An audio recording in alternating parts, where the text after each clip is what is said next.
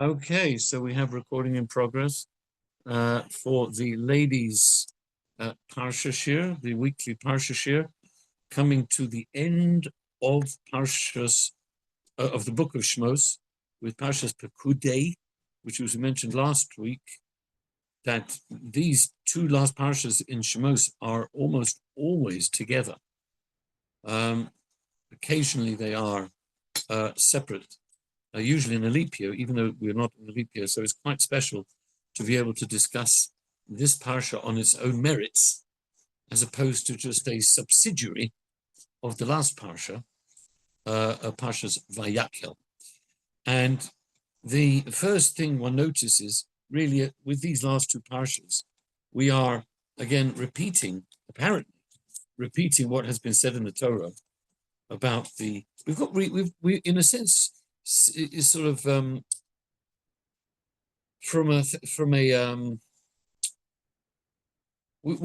are, in a sense, there's two systems here. There's two temples. There's two tabernacles that are speaking about. We have a theoretical tabernacle that was Parshas Truma and Tetzaveh, which was a few weeks ago, which was the command of Hashem to build them. And then we have the real action, which is in this week's Parsha and last week's Parsha, telling you that the Jews actually did.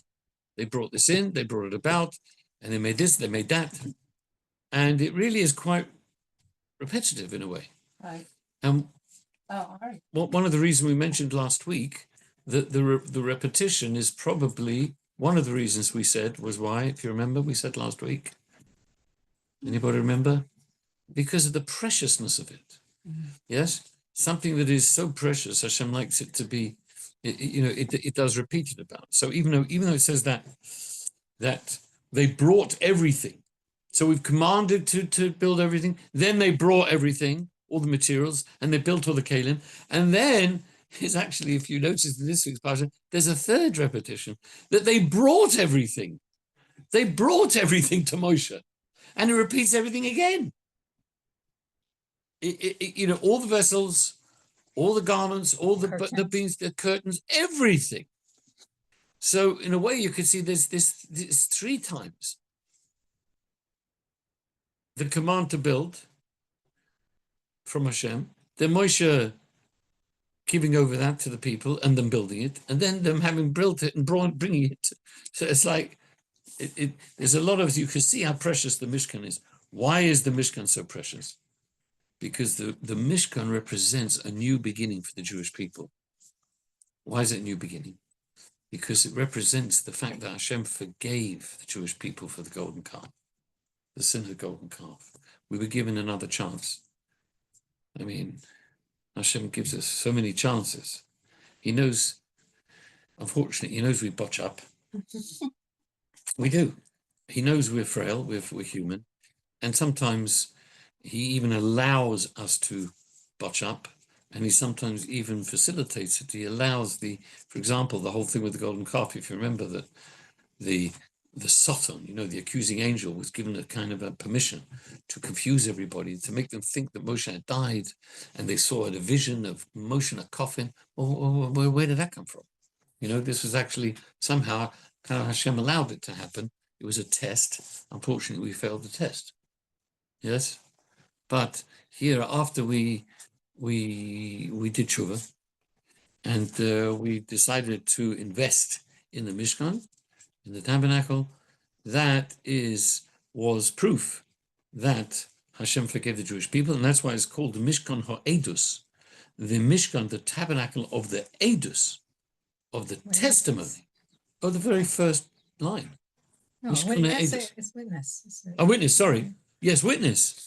Edus means testimony. Oh.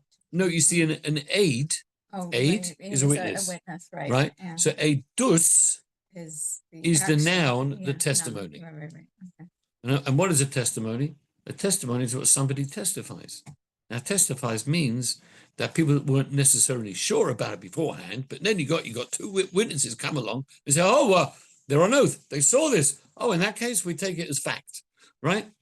So that's the testimony, and that is going to now be considered fact. So this is the testimony. The fact that God said to build this Mishkan is testimony to the fact that he forgave the Jewish people. Now let's look into that a minute for a minute. Why was building the temple a tikkun, a rectification for the sin of the golden calf? Now let's try and understand that, because it's a bit hard to get your head around it. Why would building a tabernacle, what's that got to do with sort of idolatry and stuff like that? Well, of course, the golden calf was an aspect of idolatry. Was used in a more Halic way. Yes. Well, that's a very good point.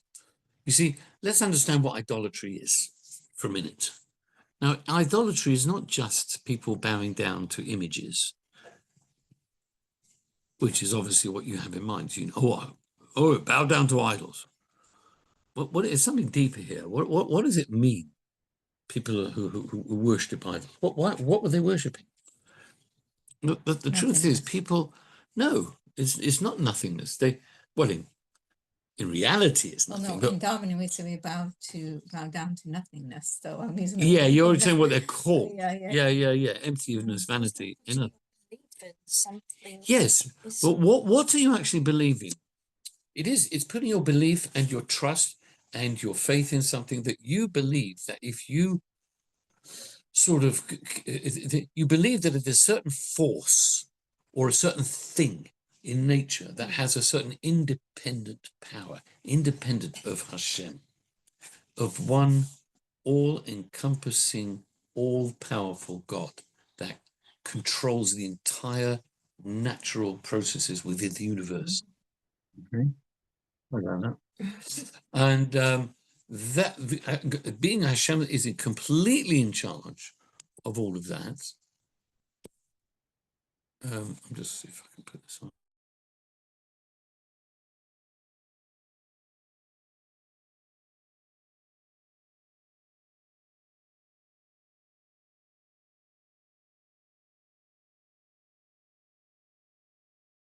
Is on mute. Okay. As far as I know, we're still. It does say we're recording. So you believe that there is some independent force and power, and if you will sort of curry favor to this independent force, whatever it is, then it's not even necessarily denying the existence of God. The Rambam writes, Maimonides, in the first laws of idolatry, he says a very interesting thing. He says the original idolatry, when it first started, they didn't deny God. Like, it denied God. It's ridiculous. God created the heaven and the earth. I mean, everybody knows that. Fine. But what they did was, at a certain time, it was, I think it was in the time of Enosh, grandson of Adam. They figured out this great idea. They think, look, God created the sun, the moon, the stars, the constellations that are helping, if you like, run the world, which they are, actually. And God made these sun, the moon, and stars to help run the world and to warm the world and to give it light and to give it heat and to give it warmth and everything else that we have, right? And these constellations are kind of, if you like, ministers of Hashem. And they say, well, if Hashem wants us to worship him, of course, he would also want us to respect his ministers. Yes? Like he's a minister of trade, foreign minister, secretary, right? You give honors, right? If a minister of the government walks in, we're going to give him a cup of tea, right? We're going to sit him down at the best seats because we give him honor, we give him respect.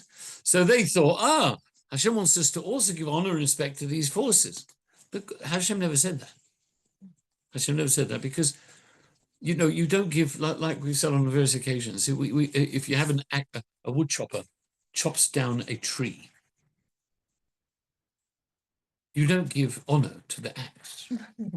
Oh, your worship, yes, what a great axe you are, right? That's an axiom, isn't it? I mean, sorry, pardon the pun. So no, you must just, it's the guy who's holding the axe. He's the one chopping down the tree. Okay, so don't worship the axe.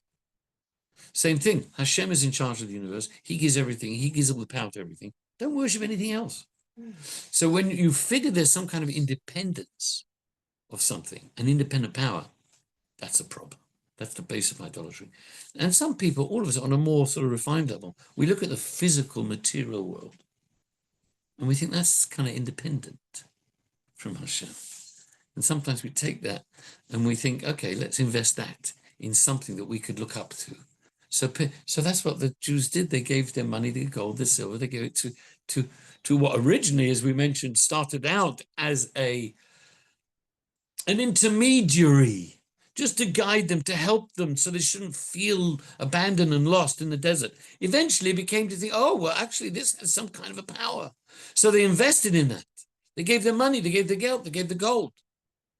So what, you don't realize that God is creating everything every minute, every second of the day? God is recreating the world every second. He runs everything.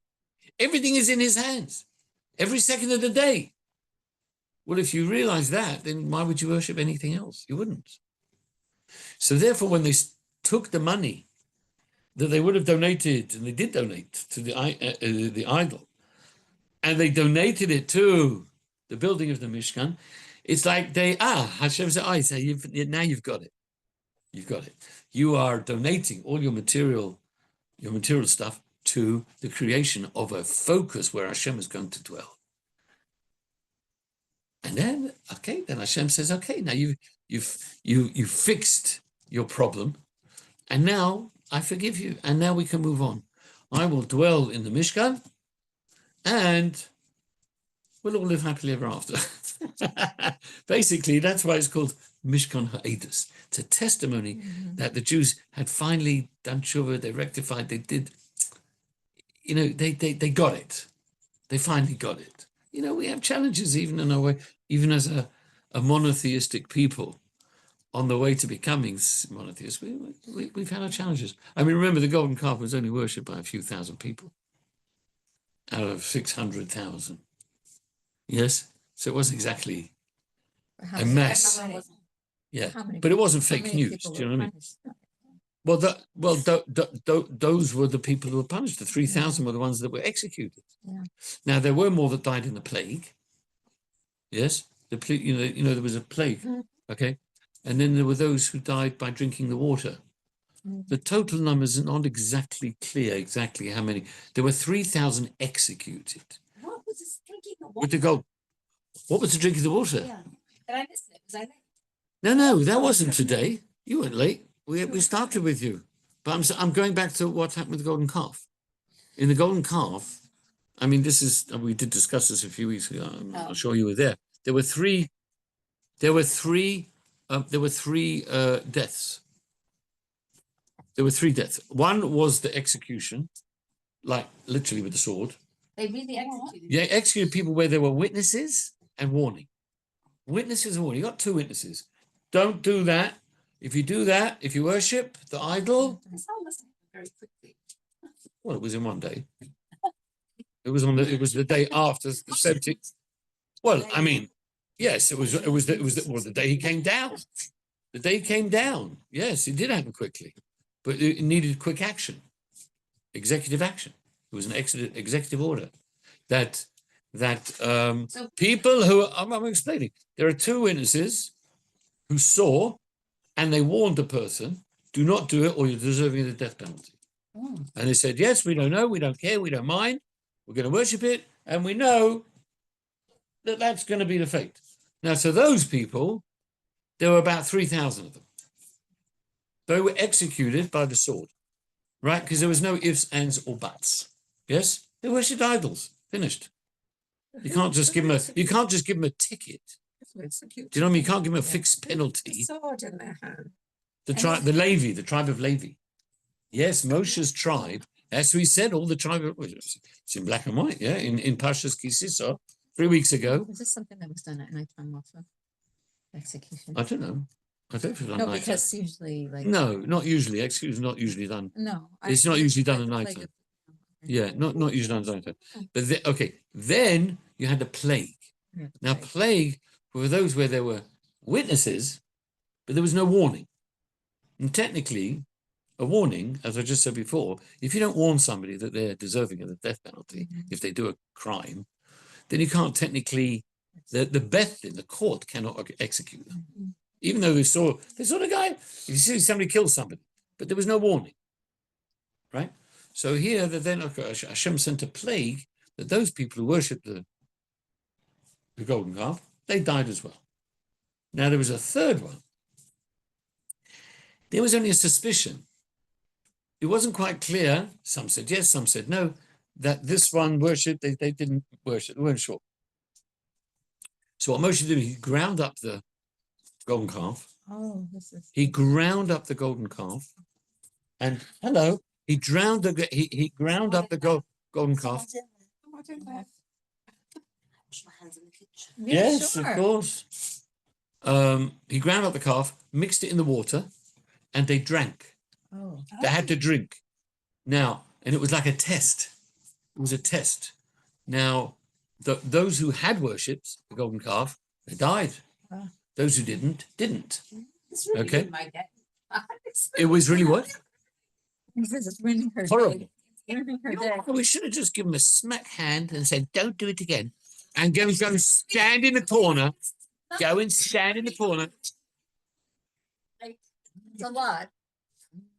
Well, when you're an astronaut, yes, and you push a wrong button, yes, then you destroy the mission, which costs billions of pounds. So you're gonna, you can't just, and you willfully do it. Yes, you sabotage. You're sabotaging the mission. Hashem took you out of Egypt and said, "I'm taking you out of Egypt to make you my servants." Okay, and I revealed myself to you. I took you out of slavery. You were in slavery 200 years, and we are now on a new mission to bring monotheism to the world. You are my servants. I took you out of slavery, took you to freedom. We'll talk about that in a minute. Okay. So yes, I mean, I'm not going to have to, we are so conditioned by modern thinking, yeah, Not hurt to them. think that all you should do is whatever, you just give people a detention or a slap wrist or a caution or a fine. And I mean, it's not, when you've got petty crimes is one thing, but when you're a Jew, the worst thing you can do is to worship idols. It's the worst thing. It's one of the three capital sins that you're not allowed, that a person must give up their life for. If somebody, if non-Jews say, well, you have to bow down, you have to bow down to this idol, or I'm going to kill you. Well, a Jew is required to give up their life. If he says you bow down, if you kill somebody, or I'm going to kill you, well, you don't kill the other person. You have to give up your life, right? These are right, or commit adultery. These are serious things. So this, right at the beginning of the nation, right, this mass exhibition of idolatry had to be punished. What are you going to do? You can't just, who's that? Oh, tut. We'll put you on probation. You're going to clean up the parks. You're going to clean up the parks and do some painting around town. What is it? This is idolatry. It is the opposite of the entire purpose of the Jewish people. So if you want to publicly do that, and you're warned that it's deserving of the death penalty, and a person says, yeah, fine, no problem. I don't care about the death penalty. I'm going to worship the idol. Well, isn't that spitting in God's face? So if you do that, you can't just give him do you know what I'm saying? Worshipping idols. A Kohen, by the way, if a Kohen worships idols, even if he does tshuva, yes, he's not allowed to be a Kohen anymore. Even if you did tshuva, you worship idols, you're off, finished. You can't do it anymore. These days, it's- No. He's not, well, it depends. Again, if there's two witnesses and a warning. Okay. I'm talking about even nowadays. Nowadays, we don't have capital punishment. But I mean, we can't do it because we don't have a court that was sentencing, right? But at that time, this was a serious breach of Klal Yisrael, of the whole principles of the Klal Yisrael. Yeah, sorry? no, I'm just wondering, in these days, is there considered real idolatry? Like, No, well, yes, there is, but I can't get into that No, now okay. because but can I just, before you ask me something, because I'm actually following a train of thought about the drinking of the water, oh, because right. that I wanted to mention, because you said drinking of the water, what's that all about? So Rashi explains the drinking of the water. Rashi explains the golden calf was like a metaphor. It was a metaphor. He brings a beautiful metaphor. He says there was a prince a king who had betrothed a woman, betrothed the princess, and she had various maidservants who were looking after her. The king goes away. Some of the maidservants started messing around. Okay, they started messing around, and because they were messing around, the word got out that the queen, the princess who'd been betrothed to the king, was messing around as well.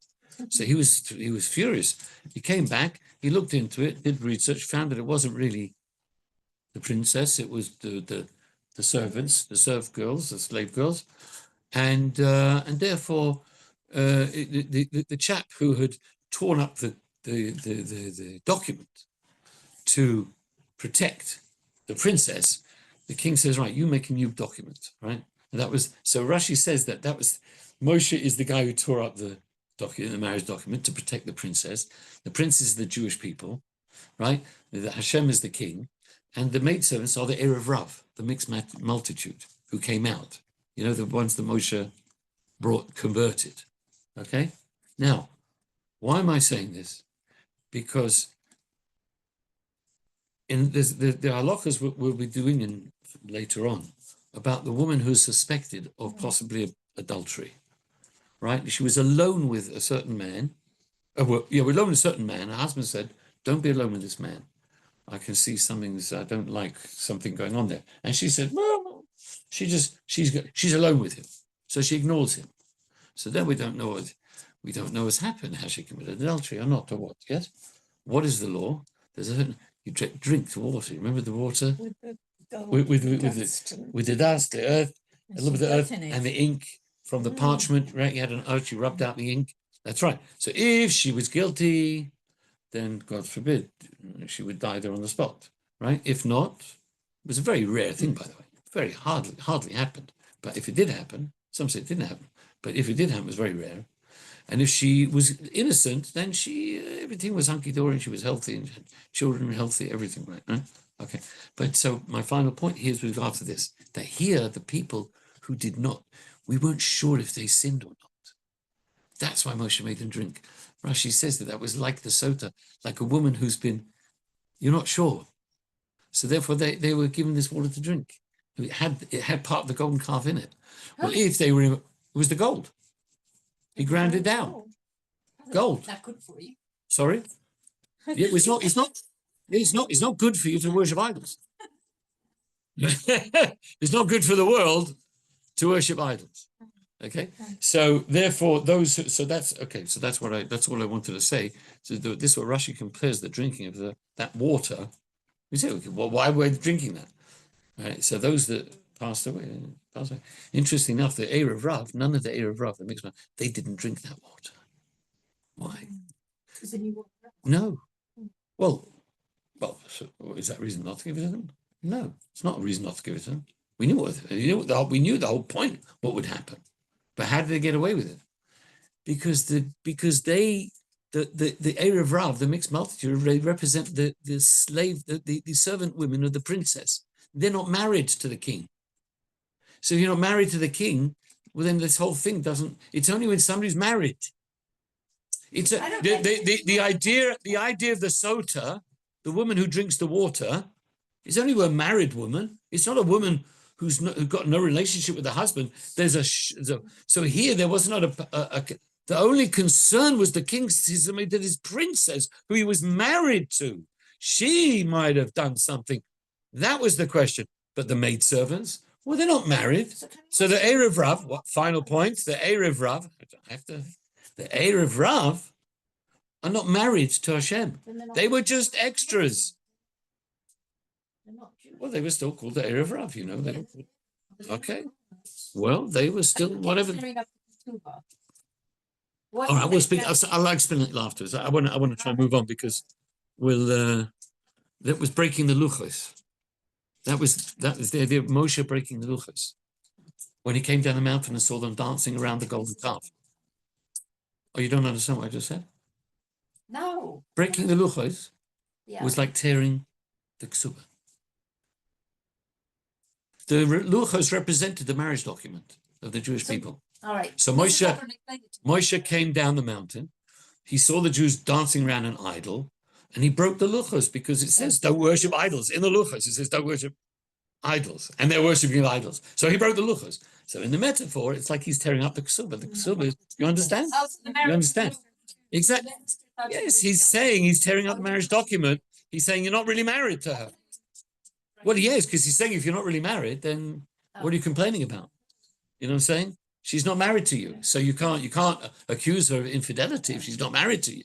Yeah. So Moshe broke the luchos to, he broke the luchos in order to save the Jewish people. Like, what are you claiming? I didn't give them to them yet, so you're not married. Yeah, you don't have that relationship. I thought it was in anger. No, it wasn't in anger. He was doing it. To He was protect the he was Jews. feigning. First of all, he was angry, of course, when he saw it, but he wanted to shock them. He wanted to shock them, and by this, so everybody turned around and sees Moshe with the luchos, and he sees him breaking them. Right? It wasn't like anger in the sense that when anger means you're out of control. Right? Now, Moshe sometimes does he gets angry. Funnily enough, and he's sometimes criticized for it. Right? When he struck the rock. Yeah. So I'd say he was a bit angry. Okay. It wasn't anger. In fact, on the contrary, Hashem was very happy that he broke the luchos. He was very happy because he saved the Jewish people. He saved them. Yeah. So Hashem, that's the very last words of the Torah. Rashi says, Yesher koach, that you broke them. So he wasn't breaking them in anger. He broke them as a way of shock and awe. Like, look what you're doing. Look what you've done. You've caused the breaking of the luchos, and you better do tshuva. And they did. And they did. And we have a result now. The Pikudei, the Mishkan, we got the Mishkan. Hashem forgave us, and as I say, we all live happily ever after. Yes, sorry. Is that why we say Mazel Tov? No, that's to do with the temple. That's a But very good question. the temple, when the temple, at a wedding, Yeah. what do you do right at the end of the wedding? Okay. Why do you break the glass? Destruction. To remember the destruction. Why should you remember the destruction? Because it should always be in our. Should be on it. However happy we are, should have remembered that. remember that we're not as happy as we really could be because of the destruction. The most amazing thing is the So first thing people you make say a is joke Mazel when Tov. something breaks. It reminds you of a wedding. So you say Mazel Tov. Do you understand? Yeah. That's the way I understand it. People, it's a joke. Oh. They want to make That's fun of what- something that breaks. Yeah, it's cute because you lose. You break something, you lose it. It's just a bit upsetting. So people say, "Oh, it's taking the sting out of it." You say Mazel Tov, take a joke out. Do you understand? So is that? Oh, it's a good thing. You broke. You broke. Yeah. Right, it takes away from something more like we say. Yes, a kapora. Yeah, some people say a kapora. Yeah. And so really, in a way, the Mazel Tov, it could be it's a Yiddish custom. It could be a true thing. Yeah, in a way. Yeah. Remember, Hashem destroyed the temple instead of destroying us. We, the Jewish people, That's were the another- ones deserving of the such because we had become so corrupt and so bad, right, and so idolatrous, unfortunately, that we deserve to be destroyed. Hashem substituted us, substituted the temple for us. So the temple was destroyed, but we survived. So yeah, in a way, it is it's a Mazel Tov, isn't it? When you think about it, when something breaks, usually it's a bit of a substitute. Oh my gosh, I broke this, oh yeah, but you know what? Maybe Hashem is just substituting it, and maybe actually something worse would have happened, and you're okay. You're okay. As in Yiddish, abi gesund. Yeah, right. What's abi gesund mean? You should be At least, I've got my health. I'm saying, okay, something broke. All right, not nice. Some people go even further. I think I've told you this once. Obviously, that wasn't broken. That was with the Rebbitzin. Did you say the Rebbitzins' birthday? Is that Rebbitzin? That was the 25th. Tuesday. So I'll tell a story from the Rebbitzin. Rebbitzin Chaimushka, the wife, the Rebbitzin of the Rebbe. I've told this story before. You might have heard it. But when Rabbi Shmuel Lu from Stanford Hill, who is in his 80s now, but when he first got engaged, 340 years ago, whenever it was. Okay, it was a long time ago, right? The family he got engaged to was the Jaffe family from Manchester. Now the Jaffes, okay, had quite a close relationship with the Rebbe and the Rebbitzin, personal. Like there was a very personal thing. He was like kind of a court jester, the old man Zalman Jaffe, right? And the Rebbitzin was happy that he used to make the Rebbe laugh. And anyway, they got close, okay? They got close. So when they got engaged, Shmuel Louis and Bocher got engaged, we invited the Kala, the bride, and some of the family to come over to the Rebbitzins' house for a l'chaim or something, right? So they came over. Ooh, Oh, it's they not? Tina. Okay, whatever. So we can carry the story. Sorry. All right. And so they're sitting around. So she says, the Rebbitzin says, she brings out a tray. And on the tray is an exquisite collection of beautiful glass, like Hungarian glass or something. And in the glass has straws. Like, it's built in. It's built into the glass. Yeah. Yeah. And so Rebbe says, "Oh, Shmuel, he was like, Shmuel, Rabbi, why don't you pour? Why don't you pour the punch?" It was this punch. She brought out some punch, right? Don't ask me if he was alcoholic or not. I don't know. But anyway, so he's a bit nervous, right? He's a bit nervous. I see he's taking the jug and he pours, and somehow, while he's pouring, one of the straw things gets sort of mixed up with the jug.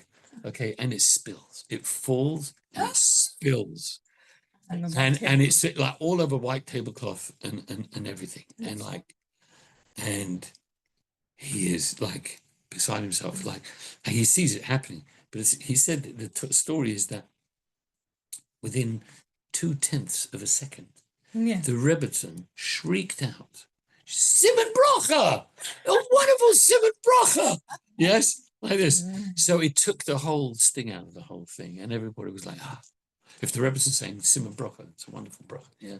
In fact, Shmuel Lu says that his father at the time, who was there, his father said, he felt that she meant it with such gusto that he wanted to spill some more. Anyway, but no, he didn't actually break any glasses. I don't think so. That's not the way I heard the story. I just heard that it spilled out. I was always told that if you spilled wine, Yes, it meant there was going to be a simcha. it did. Well, it does say there is a custom. If you know Chabad, when we make kiddush, you overflow, because there is based on the verse that it says that wine should be overflowing in a person's. If wine overflows in your home, then blessings will overflow. Yeah. So there's this idea of wine overflowing. I know people don't always like to make it. That's why we have a little dish. If it overflows a tinge, you don't need to pour it all over the shop. You know what I mean? It's just it's custom. Or if you shake it. Yeah. If you shake it. All right. Okay. Anyway, but we digress. Okay. Shall we? Another question? Sorry about the idolatry. But surely, if you're forced to bow down to something. Oh no! If you're forced is something else. Yeah. No. We're not talking about forcing. Not for us. No. Not forcing. You know, there's something to sacrifice to things like your life. You are supposed to. But if you don't, it's not punishable. He didn't give up his life. No, there's no punishment because you're forced to do it. Right? We're talking about what you're supposed to do. Yeah, you're supposed to. A person's supposed to go alive. You can't punish somebody. They held a gun to your head, and you did something you weren't supposed to do. All right, it's not something to be proud of. The guy's not proud of it. He won't be saying, "Oh yeah, I saved my life." No, he's not proud of it. He's unhappy. It's bad enough. He's embarrassed enough. You can't punish a person. No.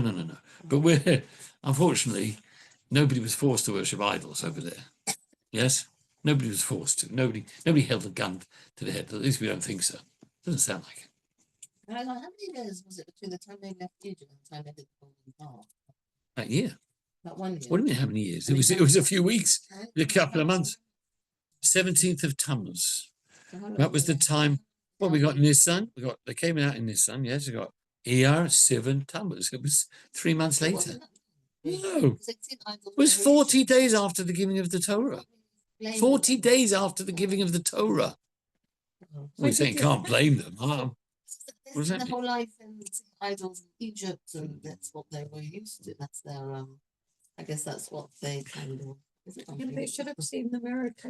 that we discussed this a little bit before we came, so I can't And then re-legislate that. It was a terrible sin. wonderful. Yes, can't blame them. No, sorry, we can't. We can't Do do better that. next time. Like- Israel called Ayudim Ba'im, the Jews are coming. It's very satire and it brings scenes from the Bible. Yeah, So I just saw a scene about the golden calf and it portrays as if they really didn't want to. They Oh. didn't want to sin. They really didn't didn't want want to. to. They actually waited for Moses. They actually did not want to. yeah. Nice view to look at it. But like I just saw recently, I saw recently on that there's some lady. There was a certain court case somewhere where this woman, she keyed her husband's car. You know what I mean? Key. Yeah. Yeah. Very popular now. Yeah. Okay. And in court it was found out. And first of all, she said, well, she didn't know. She did this. She denied it. Then she had to admit it, and she said it was a mistake. So the judge says, she says, no, it wasn't a mistake. He said, if you pick up someone else's umbrella at a party, and they're both black, and you take someone else's umbrella, that's a mistake. You key somebody's car. That's not a mistake. That's malicious, right? So you worship idols.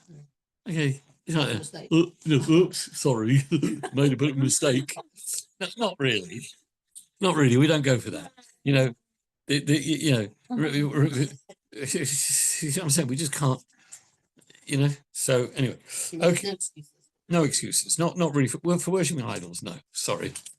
Or killing somebody. Or you shoot something. I mean, I'm not talking about accidentally, but even accidentally is a bit of an issue, right? Because if people are careful enough, You don't If make people that- are- you don't make if people are mistakes. careful enough, you won't make a mistake. I accidentally stole something. Oh, wait, say about killing? Hmm. Yeah, because alright. It's called shogeg. Shogeg is they call it accidental, but it's not really accidental. Wasn't something that's minded prior in a different Oh bill? yes. But we can't get into that. Well, no, but it is a pretty substantial. Yes. But there are never accidents in that regard. Right. There are sometimes it's something where you're literally forced upon you. It was absolutely, you had nothing to do with it. You weren't doing anything, and suddenly as a result of you just being, Someone pulls it to yeah, it. something like that. Exactly. Driving, somebody walks in front of the car. Well, that's- Exactly. Literally runs out from the road. Then it's Then even if you would have, it's just like, exactly. There are different levels. There are different levels of accidents. Now, have a bit of a dilemma here. This is the last one of the book, and I think it's the last meeting that we're having here before Pesach. Oh, okay. I think because next week's things are getting a little bit. Yes. Hectic. Okay, that's also a reason. Don't we? In honor of his suffering. Yeah. Now let's just. All right, I'm gonna finish off just discussing a little bit about Pesach because we're coming to Pesach. We're gonna start the set. Sorry, we thought we were going to start the Sedra. Yeah. We did. We just I spoke about know. Mishkan Eidos. We discussed why it's called Mishkan Eidos. Yes, the testimony that Hashem forgave the Jewish people for the golden calf. That's what we've been talking about, Baruch Hashem. So hopefully we've ironed out some of the questions. There was something else I was going to mention, but I'm not going. I think I would run out of time. So therefore, I'll save it for later. I'm sorry. Time is always exactly. Time is always a bit of an issue over here. Yeah. So, what I wanted to mention about Pesach. Now, we call Pesach, what do we call? It's called the Zman Cheruseinu. The time of our freedom. Freedom, right? Now, if you wanted to be a bit cynical, you might ask a question. You said, look, the Jewish people, Hashem took us out of Egypt. Okay, great, wonderful. So we were in slavery in Egypt, okay? And we were doing, it was very hard, it was very difficult, it was very backbreaking work. cruel oppressors. And Hashem says, okay, I'm going to take you out, but now I want you to serve me on Mount Sinai, and I want you to serve me instead of serving the Egyptians. So now I'm going to give you these mitzvahs. I've got 613 commandments I'm going to give to you. You got to do them, right? That's your servitude, right? So the question is, how could it be called Zman Cherusenu? It's the time of our freedom, when really it looks like we're going from one slavery to another. I mean, albeit that one was cruel and this is benevolent. Hashem is obviously the ultimate benevolent king, but isn't it also a kind of a servitude? I mean, at the end of the day, it's not like Hashem said, right, you're out of Egypt now, and off you go. If you want to go and sunbathe in Ras Mohammed or Nuevo or somewhere in the Sinai, have a nice time, good painting, pottery. That's a nice, we have these arts and crafts 24/7. You could do this. Whatever you like, you can do. You're free. Hashem didn't say that. Hashem said, I'm taking you out, you're going to serve me. I'm the new boss, right? So how do you call that freedom? It's called Zman Cherusenu. Yeah. It's a time of our freedom. Well, we're not really free, are we? Are we free? Are we free? I mean, that's the question. That is quite often asked. We've got freedom of choice. Good. We've got freedom of choice. That's right, because in Egypt we didn't have really a freedom of choice. We can either build the thing or get executed. They were physically free. They were actually physically. Yes, physically they were free. When you have framework, then you're free. If there's no framework, there is That's no a very freedom. interesting point. Very important point. You see, I mean, freedom of choices, you see, and that fits quite nicely, because you see, there's two answers to this question. One answer is based on what you're saying here. If a person has no framework to live, there's no Get up in the morning. there's no discipline to his behavior, then he can become a slave to his own desires. And there's nothing to stop him or her. I mean, there's nothing. Well, I mean, why would he or she stop just trying to get more of what they want? Okay, so you become a slave to your desires. Okay, that's a pretty crazy route to go down, because it can destroy a person. As we see, people with addictions. Forget about Roman Empire here today. All the people have addictions. Yeah. Right? We're living in a society where it encourages buy what you want, do what you want. You're free to do what you want. Freedom, right? So there are a lot of people who are free and they get addicted to all sorts of things. It destroys them. And we're living in a society that's addicted to materialism. It's also eating Up. disorders and all the. Yes, we're addicted. There's so many different kinds of addictions. Yes. Okay.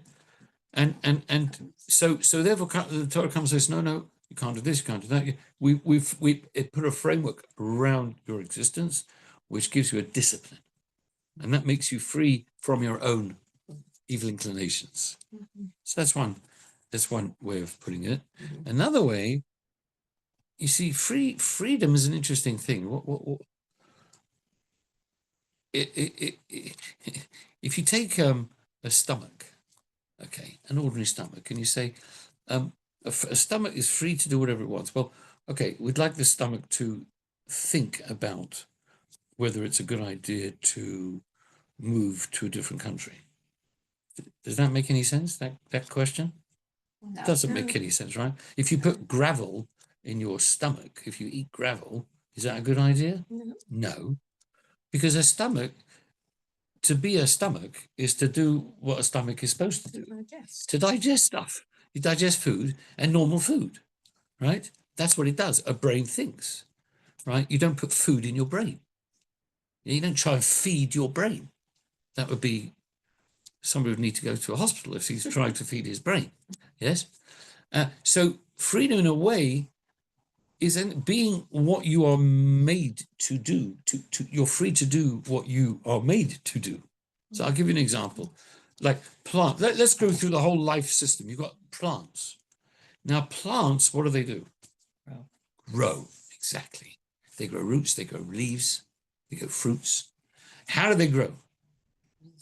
Sun. Water. Three things: water Soil. and Okay, 4 things. Oh, no, No, you're right. Well, there's Soil. hydroponic, so. And what else? Well, air. Energy, sun. Air. You've got sun, moisture, air, and whatchamacallit, and soil. Did I say that already? Yeah. Okay, so you got 3 or 4 things, right? Once you got those things, you grow. Now, what if plants can't move? If you put plants and you put a fence around the plants, are the plants going to get upset? The plants can't go anywhere. Yeah, you're restricting its freedom. Are you restricting freedom for the plants to get up and walk out? No, they don't. No, I'm asking. Depends Do on the kind. plants need to move around? No. No, they don't do that. They stretch out. No, okay, but if they've got room to stretch out and you put a fence around the garden, it's not cruelty. I've not heard anything. It's cruelty to plants. Yes. Well, they might. Yeah, you're right. They might. The weeds might just break through. For bamboo, it'll Because knock it plants don't need to move around. They just grow. Trees grow. Yeah, they put fences around trees to let them grow. It's protecting them, allowing them to grow. So they're who they are when they grow. What about animals? Animals different. Animals need to grow and they need to move. An animal that can't move, that's the problem because he can't be an animal. An animal is walking around and he's grown, he's looking for food and he's this and he's that and they're mating and they're sleeping and right. It's a whole stimulus, right? So if you put an animal in a cage, it's a whole debate. Cruelty to animals, zoos, right? You can see a point there. You can see a point. So therefore, an animal has to be allowed to move. When he's allowed to move, then he's free to do what he is doing. He's an animal, right? A human being. Let's go up. Now, a human being, he's got to grow, he's got to move, and he's also got to think. Mm-hmm. And he's got to use his brain because man is set apart from all animals. If he can't use his brain and he can't think, you've got to think about, then that's pretty tragic, isn't it? That's pretty sad. That's one of the worst problems about prison. Mm-hmm. They go bonkers in prison because they've got nothing to occupy their minds, right? The smart ones will go to the library, they'll read, they use their brain because that's what a human does. You're free to be who you are. If you don't have it, you're not free to be who you are. And a Jew is higher than all because in addition to growing, moving, using your brain, we need a spiritual existence. So that connection with Hashem. That's a holy spiritual connection. And to have that is making us free to be who we are, because that's what we're built to do, right? So if we're free to do and to act in our own spiritual way, to connect with Hashem, then we're free. We're free to be who we are. Do you understand? So the Egyptians didn't want us to do that. So they enslaved us. But Hashem took us out and said, right, now you are free to be who you really are. Do you understand? You are really a godly people. You need to grow, you need to move, you need to think, and you need to be spiritual and holy. That's who you are, and I'm giving you that freedom. So that's what Pesach is really all about. Remembering that Hashem empowered us to be who we are. And it's been like that really. I mean, we're living in a very, very special times because we're living in times where we are free. I mean, in most places in the world, Jews are free to be who they are. Hasn't been like that for a long, long time, for 2,000 years. Since the destruction of the temple, we've had a rough 2,000 years, culminating in the Holocaust. We weren't free. And now we look at, I just appreciate the world we live in at the moment, which is we're so close to Mashiach. We've got so much affluence. It's incredible. The affluence we have is amazing. And the freedom we have is incredible. We can be Jews as we want to be Jews. Okay, notwithstanding those who say, we should take your couple off there because it's a bit dangerous. No, we don't believe that. You keep your couple what on. happened to us yesterday? We were driving with Dobby Shockett to go to the lunch and learn, Yes. and there was a very typical Arabic woman with all the gear on in the middle of the road, about a few yards from where the crossing was.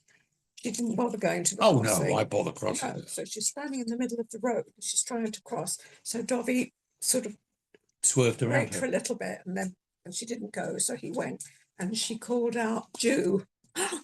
Yeah. We didn't hear it. He did. He's Balders Hill roundabout. yeah, just near where we live. Yeah. Well, you know, when something does that to me, I've quite over the years, people have done it, and I'm walking down the street, people scream out at you or Jew, you know. Mm. So what I usually do is I usually bow. Ah. Thank you, you know, or Ah. that's me. You get along. Don't get upset. They want you to get upset. If you're, It's gonna get if- like if- a Kafka. yeah, Dovkin, Yeah, and I'm sure it upset you. Yeah, of course. shouldn't. Yeah. No, you know, Wave. Dovey was parking that you told me. Oh, that happened a couple of weeks before when you weren't there. The same thing. Same thing. The similar thing. The guy, when we were just outside Chabad, the guy was waiting further down. Dobby went into a space. The guy backed up, very Arabic looking guy, and started, you know, gesticulating and stuff. Also said, "You Jew." And so Dovey, because he's too nice, got out the spot and went to another place. I went down to the guy and said, you know, like he's gone out. And he went, like he couldn't be bothered. He didn't need to go in that space. He was waiting outside the shop there, but he just wanted to be nasty. by the way, the people from Hyper are not the. they not- don't like us. No, they're People there. they're very good. They're not the Yeah. Christian. They're, Aren't they? Yes. yeah, but they're Christians. Christians. The Christian Yeah, Persians, yeah. yeah. They're not Iranians, yeah. Muslims. Yes. No, they're They're not. not Muslim. Yeah. And it's called On Purpose. It's wherever comes. Yeah. Oh, we have it. Yeah. Said, what you said, we need a purpose. It's not lack of freedom. It's a brilliant book. Yeah. But it's what you said in a nutshell is In what? It's In called what? Open. No. What did I say in a nutshell? it's such that's not we've gone from one side to another. If we don't have a purpose, if we don't have Framework. purpose, we don't have a life. That's what you're saying Pesach is. Yes, Yeah, that's absolutely. the framework. It's again. interesting. It's Yes. something I can- And that framework, by the way, is designed for us as we are. It's not like knocking us into a round peg into a square hole or a square peg into a round hole.